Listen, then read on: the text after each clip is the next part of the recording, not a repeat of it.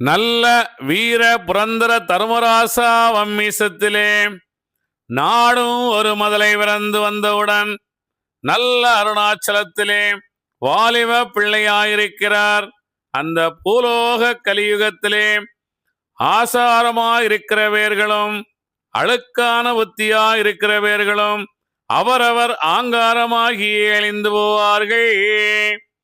அதன் மேல் 18 துர்க்கையம்மாள் பிறந்து அந்த கலியுக வஞ்சாமிர்த ராஜ்யத்திலே வருகிறார்கள். வந்தவுடனே 3 நாள் இருள் மூடி யானை துதிக்கை போல் மழை பெய்யும். அதிலே சில துர்ச்சனங்களெல்லாம் ஆண்டு போவார்கள்.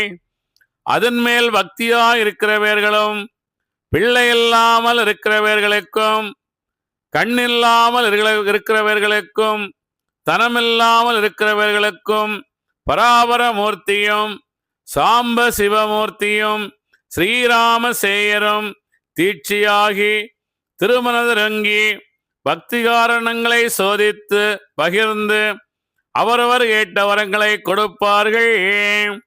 இன்னும் சிறிது நாளையிலே சில பேர் தெய்வீகமாய் போவார்கள்.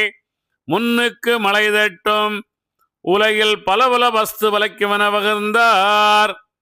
சில நீசர் மிக கருப்பை நினைவில்லா தொட்டு மிக பாசமடைந்து அலைந்து அழிந்து போவார்கள். வாலி சுக்ரீவனும் பீமனும் பண்டாரமாகி போவார்கள். வாச்சி கொழுகலப்பை எல்லாம் நாசமாகி போய்விடும். முன்னாலே துருக்கள் தன்னை நாசம் பண்ணுகிறதற்காகவே துர்க்கையம்மாளை பிறவி செய்து அனுப்பியிருக்கிறோம். பிராமணர் நன்றாக சுகத்துடன் வாழ்வார்கள். புவியிலே முகத்திலிங்கம் இல்லாதவர்க்கு பிரம்மதேவரை அனுப்புகிறோம். பிரம்மதேவர் புவி மீதில் வந்து பக்தி காரணங்களை சோதித்து பொல்லாத வேரை தெரிந்து விடுத்து புது கிராம தேசத்தில் வாழும் தேவதைக்கு பூஜை பண்ணி போடுவார் என புகட்டினார்.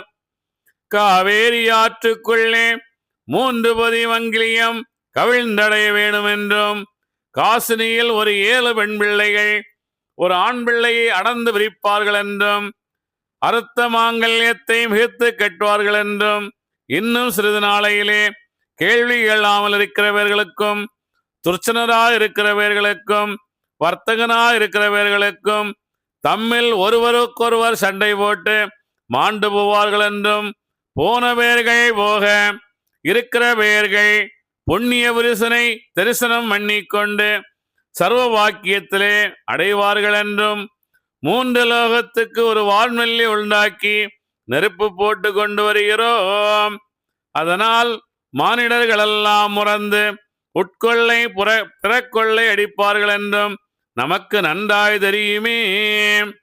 நான் அதற்கு மேல் பூலோக கலியுக பஞ்சாதத்திலே பண்டார வேஷமாய் வருகிறோம்.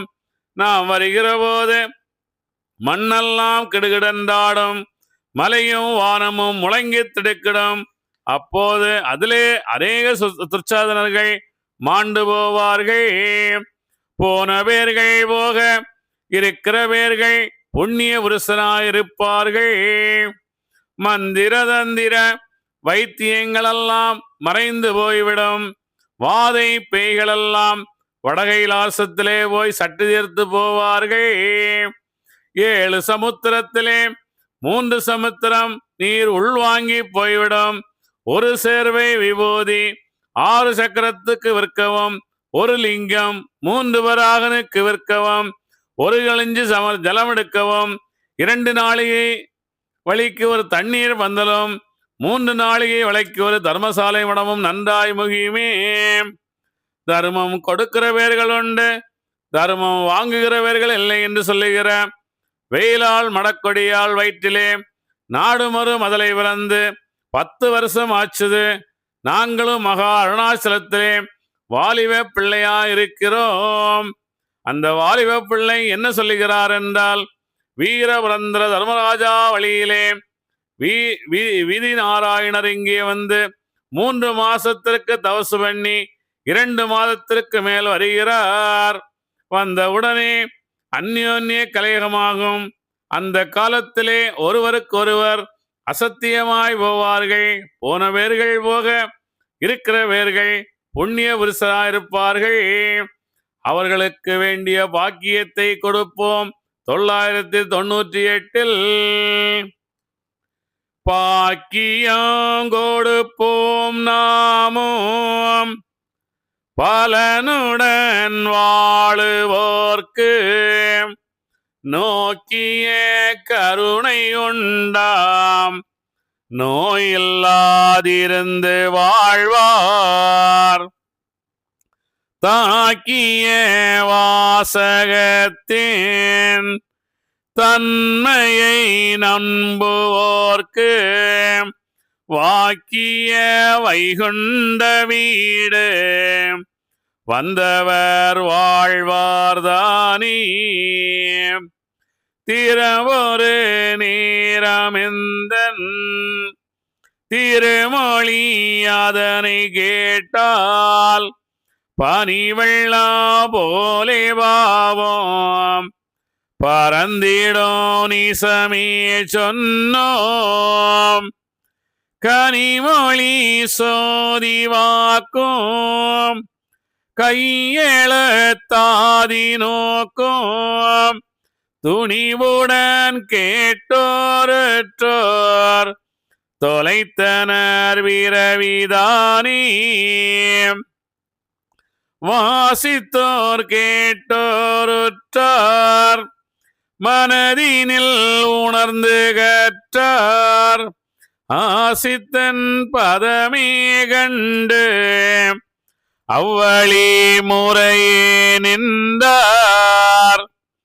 கோசித்தன் பதமே கண்டு கோமலை புவியின் வாழ்வோம் தேசத்தின் செல்வத்தோடும் சிறப்புடன் இருந்து வாழ்வார். திருமொழி வாசகம் தன்னை தேசத்தில் வருமுன்னாக வருவது திடனாமென்று வழுத்தினோம் 998 ஒரு திரு கூட்டமாக 1008 வருகன வந்து நாங்கள் அம்மானையில் வருத்தினோம் அம்மானிதன்னில் மானமாய் புதியதாக்கி கருத்தினுள் அகமே கொண்டு கவனித்தோர் அவர்க்கே தக்கும் உருத்தில்லா கேட்போரெல்லாம் ஓருரை வெளியே காணார். சிறுத்துறை கேட்போரெல்லாம் சிவபொருள் வெளியே காண்பார். உலகில் மனுக்கள் தமிழாலே உரைத்து விட்டாவோல் கலக்காமுடனே என் மொழியை கண்டே பாகலித்து நகைத்தோரை அலகை துளைத்து தீனரகில் ஆணி அறைந்து அவனிதனில் குலைய குலைத்து தீனரையில் கொண்டே போட சொல்வேனே. எந்த மொழியும் என் எழுத்தும் ஏடாய் சேர்த்து இவ்வுலகில் சிந்தை மகிழ்ந்த அன்பருக்கு தெரிய தீரமாய் எழுதி வைத்தேன். எந்த பெருமாள் திருமொழியை எடுத்தே வாசி துரைத்தோறும் சந்தாமுடனே வாழ்ந்து மிக தருமபதியும் காண்பாரே. காண்பார் தரும கண்காட்சி கண்டே மரணமில்லாமல் காண்பார் என்றும் களிகூர்ந்து கண்ணோன்பதத்தை கண்ணாடி காண்பார் நீத கண்ணாலே கருணாகரராய் கௌவையற்று காண்பார் என்றும் கைலாசம் கண்டே நன்றாய் வாழ்வாரே. இந்த மொழியை தூசணித்த இடும்பர் வடும்பாடதை கேளு கந்த உலகு கலிபிடித்து கண்ணூருகி காலுழன்று குந்த குடலும் பிரம்பூர கொப்பில் சிலந்தி உண்டாகி எந்த இடமும் அலைந்தழிவார் என்னானை இது தப்பாதே தப்பாதெனவே சாபமிட்டோம் சக்தி வேரில் உண்மையதாய் எப்பாரெல்லாம் அறிந்திடவே இந்த மொழியை எழுதி வைத்தேன். ஒப்பார் ஒருவர் எழுதார்கள் உலகில் மனுக்கள் தன்னாலே அப்பாநாதன் எழுதி வைத்த அகில திரட்டு அம்மானை இதே என்றே இந்த திருவாசகம் இயம்ப சரசு பதிமாது கண்டை மேய்த்தோன் எழுதி மிக கலியோகமதிலே விட்டிடவே நந்தோர் மறையோனிடமேகி நாட்டில் அறிய செய்யனவே அன்றே அவனி தானறிய அனுப்பி மகிழ்ந்து இருந்தாரன்றே. அதாவது இவ்வளவுதான் அகில திருட்டம்மான். மூணே வருதான் அகில திருட்டம்மான். கலையோடு கலையை தாக்கி கண்ணின் மேல் கருணை நாட்டி மலையோடு மலையை தாண்டி வளர்ந்தவன் பதத்தை கண்டு சிலையோடு சிலையை நாளும் சிவபரா கிருபை என்று. இவ்வளவுதான். இப்படி நீ வாழ்ந்து என்றால் உனக்கு எல்லாமே நல்லபடியாக நடக்கும். உனக்கு சந்தமுடன் வாழ்க்கை அமையும். தர்மயுகம் என்ற பிரவாத பேரின்பம் நீ செல்லலாம். வேற எல்லா மொழியுமே வீணானது. எத்தனை பூஜை செய்தாலும் சரி, எத்தனை கோயில்கள் நீ இறங்கினாலும் சரி, உன்னுடைய வாழ்க்கை முழுவதும் நீ கோயிலே கட்டிட்டு இருந்தாலும் எந்த ஒரு பிரயோஜனமுமே இல்லை. இதை தெளிவாக சொல்லிட்டுறாங்க. அதாவது இது என்ன சொல்லுகின்றார்கள் தெளிவாக பார்ப்போம். எறும்பு கடை யானை முதல் 84 உயிர்கள். அது எறும்பு பார்க்குறோம். எறும்பு தான் வித்துலேருந்து தான் எறும்பு வருது. எறும்பு புழு போல உள்ளதான். எறும்பிலிருந்து யானை வரை 81 கோடி பிறவைகள் நம்ம இந்த மனிதன் எடுத்திருக்கின்றான். மனிதனில் 3 தம்மோ ரஜோ சத்துவ என்ற 3 குரம். அப்படி 84 உயிர்கள். 84 உயிருக்கும் 7 கடல் 14 புவிகள். 7 நல்ல மனம் 7 கெட்ட மனம். அப்படி 14 உலகங்கள். இரதிமதி சூரியர்கள் பரிதி வாளாளி மிகவாயு முதலாய். அதாவது இரதிமதி சூரியர்கள் எல்லாமே எங்கே இருக்க நமக்குள்ளால் இருக்கின்றார்கள். இங்கே வெளியே சூரியன் ஒளிர்ந்து கொண்டிருக்கின்றான். பூமி அதை தடுப்பதால் அந்த சூரிய வெளிச்சம் பூமியிலிருந்து நமக்கு கிடைக்கின்றது. அப்போ இந்த சூரியனை நமக்குள்ளாலே நாம் படைக்க வேண்டும். ரதிமதி சூரியர்கள் பரிதி பாலாளியும் மிகவாயு முதலாய் எறும்பு மாமலை மாமர சேலையும் சேடனும் தலை மூடனும் எல்லாரும் அறியவே. எல்லாம் நமக்குள்ளால மூடன் எல்லாமே இருக்கிறாங்க. எல்லாரும் அறியவே கீழான தேவர் தென்கிழத்தின கிழக்குனால் மேலே தான். தென் கிழக்கு அப்படின்னா அது வந்து அந்த கீழே இருக்கின்ற தேவரும் இங்குள்ள மூவரும் மேலே இருக்கின்ற மூவரும் தேச தெய்வேந்திரன் அறியவே, வியாசமுனிவர்களும் வேத சன்னியாசியும் மறை 6 சாஸ்திரம் அறியவே, மறை மண்டலம் அளந்தகை கொண்டழுதும் வாசகம் மண்டல எவரும் அறியவே. வரும்பகல் 998 இது நடக்குது. 1008ஆம் ஆண்டு ஐயா என்ன செய்கின்றார்? அங்கே அந்த சம்பூர்ண தேவனாகி ஐயா அங்கே அந்த கடலுக்குள் சென்று, திருச்செந்தூர் கடலுக்குள் சென்று இறைவன் என்ற பெயருடன் 1008ஆம் ஆண்டு மாசியில் வருகின்றார். இப்போ அதுக்கு 10 வருஷத்துக்கு முன்னாடி இந்த கலையோடு கலையை தாக்க வேண்டும், கண்ணின் மேல் கருணை நாட்ட வேண்டும், மலையோடு மலையை தாண்ட வேண்டும், வளர்ந்தவன் பதத்தை காண வேண்டும் என்று அவர் அந்த கல்வி, அந்த சரஸ்வதி அவளுக்கு கல்வி கற்கின்றார்கள். இதுதான் உண்மை, இதுதான் சத்தியம், இதான் நடந்து கொண்டிருக்கிறது.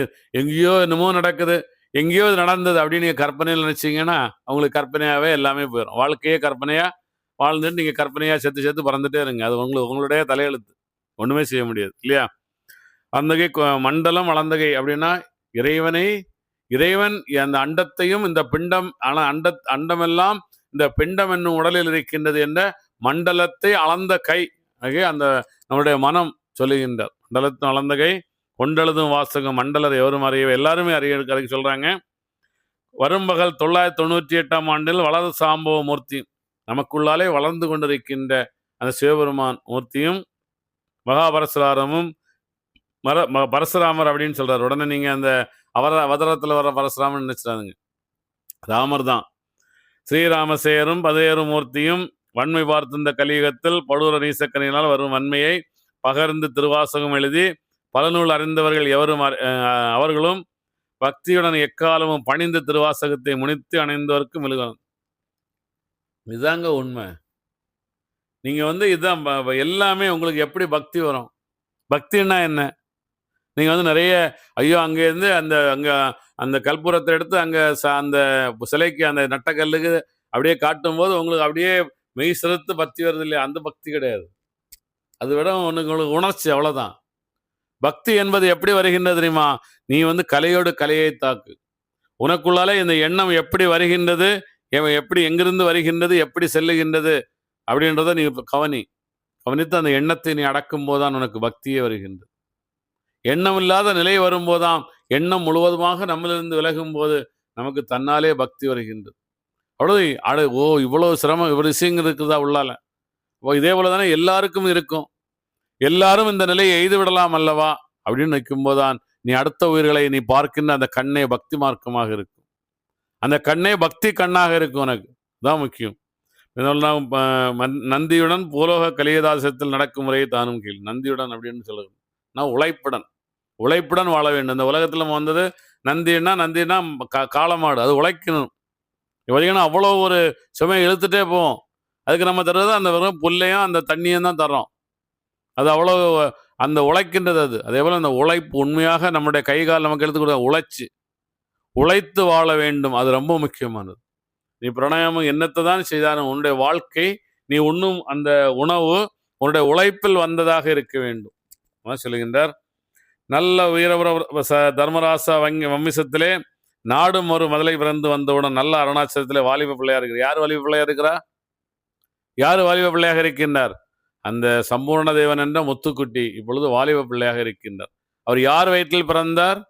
அந்த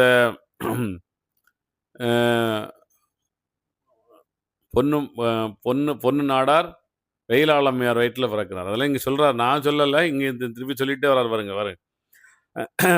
நல்ல அருணாச்சலத்தில் வாலிப பிள்ளையா இருக்கிறார். அந்த பூலோக கலியுகத்திலே ஆசாரமாக இருக்கிறவர்களும் அழுக்கான புத்தியா இருக்கிறவர்களும் அவரவர் ஆங்காரமை அழிந்து போவார்கள். புனிதா அதுமேல் 18 துக்கையம்மாள் பிறந்து அந்த கலியுக பஞ்சாமத திராட்சத்திலே வருகிறார்கள். வந்தவுடனே 3 நாள் இருள் மூடி யானை துதிக்கை போல் மழை பெய்யும். இந்த இயற்கை பேரழிவு வருங்க. இயற்கை பேரழிவு நமக்கு அப்பதான் ஐயோ இது என்னடா இது, இவ்வளோ உயிர்கள் டக்குன்னு போயிருச்சே. இப்போ இயற்கைக்கு யாருமே ஈடு கொடுக்க முடியாத, இயற்கைக்கு யாருமே எதிர்த்து நிற்க முடியாது. ஆனால் நீ இந்த கலையோடு கலையை தாக்கு, கண்ணின் மேல் கருணை நாட்டு, உனக்குள்ளால இறைவன் என்ற அந்த உணர்வு வந்தால் நீ அந்த பேரழிவிலிருந்து நீ மீண்டு வருவாய். தான் அதிலே சில மழை பெய்யும், அதிலே சில சுற்றனெல்லாம் வாழ்ந்து போவார்கள். அதன் மேல் பக்தியா இருக்கிறவர்களுக்கும், பிள்ளை இல்லாமல் இருக்கிறவர்களுக்கும், கண் இல்லாமல் இருக்கிறவர்களுக்கும், தனம் இல்லாமல் இருக்கிற இதெல்லாம் படிச்சுட்டு வந்த வர சாம்பசிவமூர்த்தியும் ஸ்ரீராமசேரும் தீட்சியாகி திருமணதரங்கி பக்தி காரணங்களை சோதித்து பகர்ந்து அவரவர் கேட்ட வரங்களை கொடுப்பார்கள். யார் பகர்றாங்க? நம்மளுடைய உயிராகிய சிவபெருமான். கலையோடு கலையை தாக்கினால், கண்ணின் மேல் கருணை நாட்டினால், மலையோடு மலையை தாண்டினால், நமக்குள்ளால் இருக்கின்ற அந்த இறைவன், அந்த சிவபெருமான் என்ன செய்கிறான்? நமக்கு சரியான வழியை காட்டுகின்றார். இதான் உண்மை சொல்கின்றார். உலகில் பல பல வஸ்து பலிக்குமென பகிர்ந்தார்.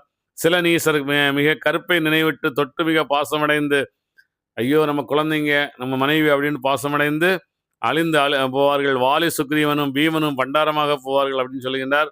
வாச்சி கொலு கழுப்பை எல்லாம் நாசமாக்கி போய்கொண்டு. வாச்சி கொலு கழுப்பை இருந்தாமல் நம்ம உழ முடியுமா? நீங்கள் என்னதான் நீங்கள் மிஷின் கண்டுபிடிச்சாலும் எல்லாமே அந்த உழுகின்ற அந்த அந்த உழுதான் அந்த அந்த அந்த நிலத்தை பண்படுத்துகின்ற அந்த மிஷின் தான். நீங்கள் பார்த்தீங்கன்னா தெரியும். அவன் இதில் நாசமாகி போய்விடும் அப்படின்னா யாரும் வந்து வேலை செய்ய மாட்டார்கள் அப்படின்றத சொல்கிறாங்க. துலுக்கிறதனை முன்னாலே துலுக்கிறதனை நாசம் பண்ணுவதற்காக துர்க்கமாவை பிரயோக செய்து அனுப்புகிறோம் அப்படின்னு துலுக்கிறன்னு நிறைய இடத்துல சொல்கிறார். நம்ம அடிக்கடி சொல்கிறது தான், நிறைய விஷயத்தை முன்னாடி சொல்லியிருக்கிறோம். ஏன்னா அவர்கள் வந்து உருவத்தை வணங்காதவர்கள் நல்ல உயர்ந்து நிற்கின்றார்கள். அவர்களுக்கு இங்கே நிறைய சோதனைகளை பகவான் சொல்ல, நம்ம அடுத்த இதில் வரும்போது பார்ப்போம். இப்போ இதில் பார்த்துட்டு வரும். பிரவி செய்து அனுப்புகிறோம். பிராமணர் நன்றாக சுகத்திலும் வாழ்வா, பிராமணர் நன்றாக வாழ்வார்கள்னு சொல்கிறாங்க. அப்படின்னா பிராமணர்னா பிரம்மத்தை உணர்ந்தவர்கள் பிராமணர்கள். அவர்கள் வந்து அந்த அசைவம் சாப்பிட மாட்டாங்க. அவர்கள் வந்து அப்படின்னு சொல்லிட்டு அது அவர்கள் சுகமாக வாழ்வார்கள் அப்படின்னு சொல்லுகின்றார்கள். புவியில் முகத்திலிங்கம் இல்லாதவர்களுக்கு பிரம்மதேவர் அனுப்புகிறோம் அப்படின்னு சொல்லி. முகத்திலிங்கம் அப்படின்னா என்ன? ஒரு முகத்தில் ஒரு சிரிப்பே இருக்காது யாருக்குமே. முகத்தில் ஒரு ஐஸ்வர்யமே இருக்காது. ஏன்?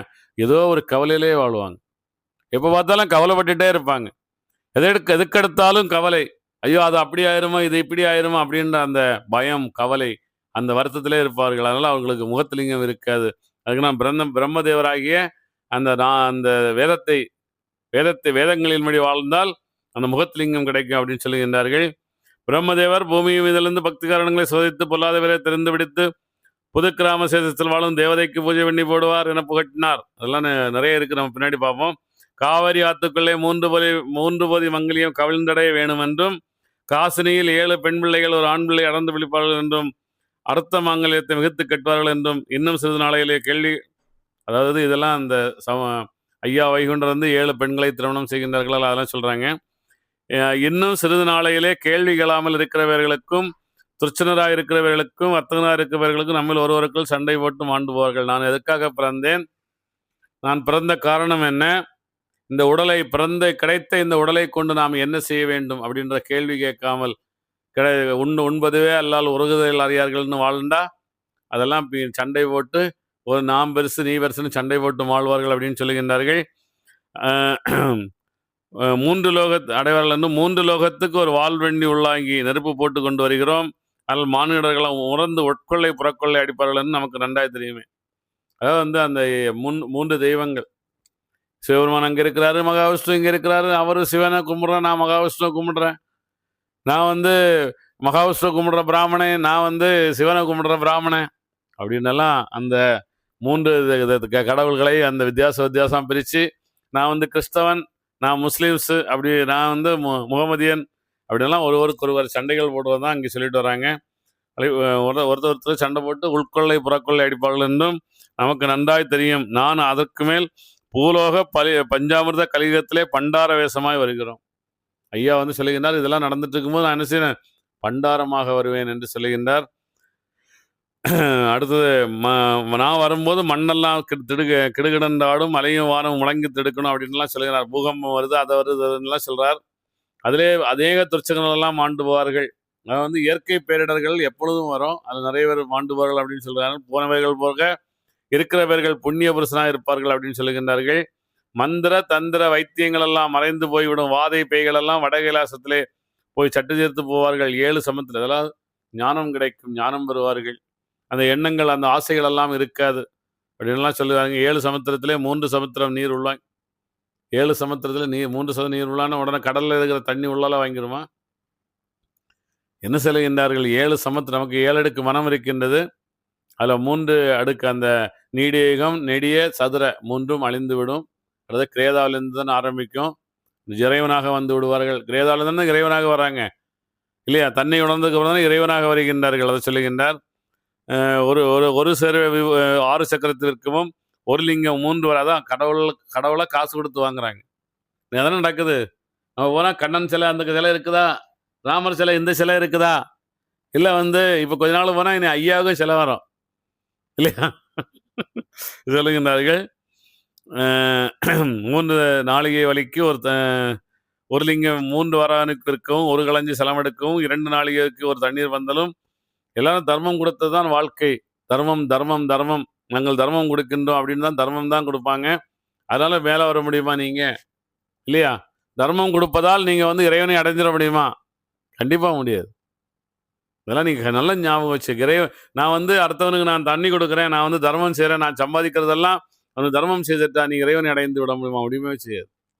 அதை புரிந்து கொண்டு தர்மம் கொடுக்கிறவர்கள் உண்டு, தர்மம் வாங்குகிறவர்கள் இல்லை என்று சொல்லுகிற தர்மன் கொடுக்கிற அந்த எங்கே பிறக்கின்றார் ஐயா வைகுண்டர் பிறந்திருக்கிறார்னு பார்த்துங்க. வெயிலாள் யார்? வெயிலாள் மடக்கொடியாள் வயிற்றிலே நாடும் ஒரு மதலை பிறந்து மகா அருணாச்சலத்திலே வாலிப பிள்ளையா இருக்கிறார். நானே சொன்னேன், நான் இந்த முதல்ல சொல்லிட்டு வந்தேன் இல்லையா? இதுல எங்க வாசகத்துல இருக்கிறது தானே. இதை எல்லாரும் படபடன்னு படிச்சுட்டு போயிருங்க. புரிஞ்சுக்கிறீங்களா? இதை யாருக்கு பிறக்கின்றார்? பயிலாள் அம்மையாள் வயிற்றில் கருவுற்று அவர் பிறக்கின்றார் ஐயா வைகுண்டர். பிறந்து என்ன இப்போது வாலிப பிள்ளையாக இருக்கும் போது இதை தெரிந்து கொள்ளுகின்றார். இந்த கலையோடு கலையை தாக்குகின்ற விஷயத்தை, கண்ணின் மேல் கருணை காட்டுகின்ற விஷயத்தை, மலையோடு மலையை தாண்டுகின்ற அந்த விஷயத்தை இங்கே எப்பொழுது தெரிந்து கொள்ளுகின்றார்? அவர் 12 வயசாக இருக்கும்போது, 14 வயசாக இருக்கும்போது, வாலிப பிள்ளையாக இருக்கும்போது இந்த விஷயங்களை தெரிந்து கொண்டு அதே போல் அவர் வாழுகின்றார். ஆனால் அதுக்கப்புறம் 10 வருடத்துக்கு அப்புறம் தான் அவருக்கு ஞானம் கிடைக்கின்றது இல்லையா? 998 இந்த ஞானம் அவருக்கு, இந்த வாசகத்தை படிக்கின்றார் அவர். அதே போல் அந்த செயலில் இறங்குகின்றார். யார்? வெயிலாள் அம்மையார் வயிற்றில் மகனாக பிறந்த அந்த முத்துக்குட்டி என்ற சம்பூர்ண தேவன் அங்கே பிறந்து அந்த 14வது வயசில் இந்த இந்த திருவாசகம் அவருடைய கண்ணுக்கு படுகின்றது. அதுக்கு மேல் என்ன செய்கின்றார்? அவர் கலையோடு கலையை தாக்குகின்றால், கண்ணின் மேல் கருணை நாட்டுகின்றார், மலையோடு மலையை தாண்டுகின்றார், வளர்ந்தவன் பதத்தை அடைகின்றார், சிலையோடு சிலையினாலும் சிவபரா கிருபை என்று இருந்து என்ன செய்கின்றார்? அங்கே அந்த திருச்செந்தூர் கடலில் அந்த ஞானம் பெறுகின்றார். இதான் உண்மை, இதான் சத்தியம், இதான் இங்கே நடந்துட்டு இருக்குது. இதெல்லாம் இல்லை அவர் அங்கிருந்து அங்கே ஐயா கடவுள் தான் அங்கேருந்து வந்தார் அப்படின்னு சொல்லுவாங்க எல்லாம் என்ன செய்கின்றார்கள்?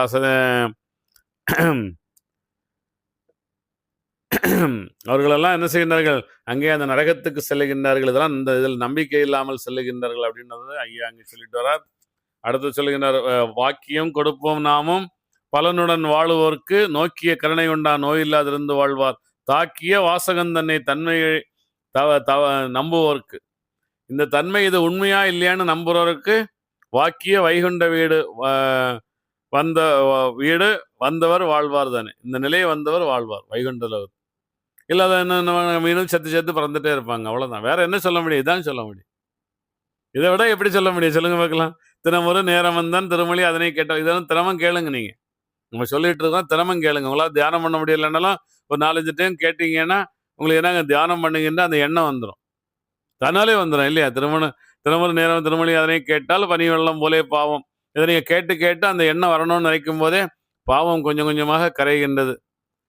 கனிமொழி சோது வாக்கும் கையெழுத்து ஆதி நோக்கும், துணியுடன் இதை தான் நான் செய்வேன், நான் தினமும் கலையோடு கலையை தாக்குவேன், கண்ணின் மேல் கருணை நாட்டுவேன், மலையோடு மலையை தாண்டுவேன் அப்படி நீங்க இருந்தீங்கன்னா என்னாகின்றது? 8 தொலைத்தனர், அந்த பிறவியை தொலைத்து பிறவாத பெரின்பம் செல்லலாம் அப்படின்னு சொல்லுகின்றார்கள். வாசித்தோர் கேட்டோர் உற்றோர் மனதினில் உணர்ந்து கற்றோர் ஆசித்தன் பதமையை கண்டு அவ்வழி முறையை நின்றோர் கோசித்தன் பதமையை கண்டு கோமலை புவியின் வாழ்வும் தேசத்தின் செல்வத்தோடும் சிறப்புடன் இழந்து வாழ்வார் அப்படின்னு சொல்லியிருந்தார். தேசத்தில் உங்களுக்கு என்னென்ன அந்த 16 செல்வங்கள் பெற்று வாழ்வார்கள்னு சொல்லுவாங்க. அந்த அனைத்து செல்வங்களும் பெற்று இங்கே அகிலத்திரட்டம் என்ன சொல்லிட்டு வராங்களோ இதே போல் நீ வாழ்ந்தீங்களா 16 செல்வங்களும் பெற்று பெருவாழ் வாழ்வீர்கள் அப்படின்னு சொல்லிட்டு வராங்க.